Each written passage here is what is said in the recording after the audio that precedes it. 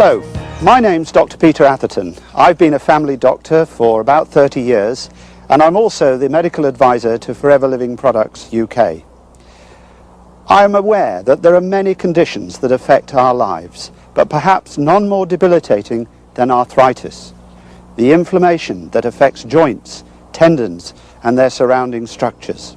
It's a huge problem and many of the world's population suffer from some form of arthritis. There are many kinds of this illness which can cause joint pain, stiffness and lack of mobility, and eventually deformity. Two notable forms are rheumatoid arthritis, involving the disorder of the immune system, and osteoarthritis, the so-called wear and tear arthritis of middle and old age. Osteoarthritis is by far the most common form of the arthritis, affecting up to 1 in 6 of the population in Europe and the USA. Its effects can have a profound impact on a person's quality of life. All of us are at risk, depending upon genetic predisposition. However, there are some main at-risk groups, such as heavy manual workers, sportsmen and women, the overweight or obese, and believe it or not, women who wear high heels a lot. What happens is that over a period of time, the cartilage layer over the bony surfaces, which acts as a natural shock absorber, gets worn away, until eventually bone rubs against bone. At the same time, the lubricating fluid in the joint becomes thinner and more watery, and the surrounding tissues, that is the joint capsule, swells and thickens as a result of the inflammation which has been set up. Finally, little spikes of bone grow into the joint cavity, greatly reducing its function and of course its mobility.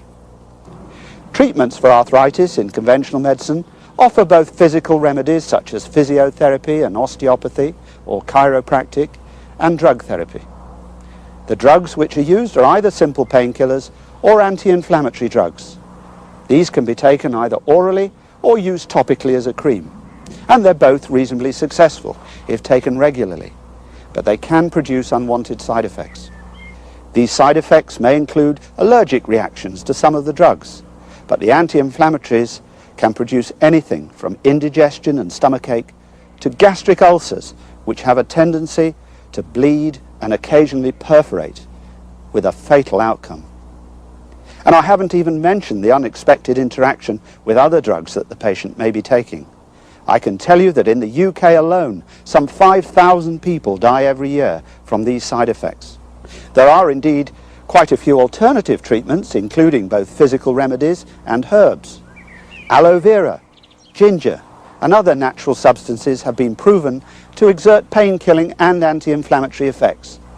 The trouble is that you have to take so many different ones together to get the desired effect. Ideally, the best complementary remedy would be a combination of the most powerful herbs and supplements. All the pieces are there, we just need to assemble them in one truly effective mixture that would deliver dramatic results. If one could create such a product, you can just imagine the number of people that could be helped to lead more active and pain-free lives.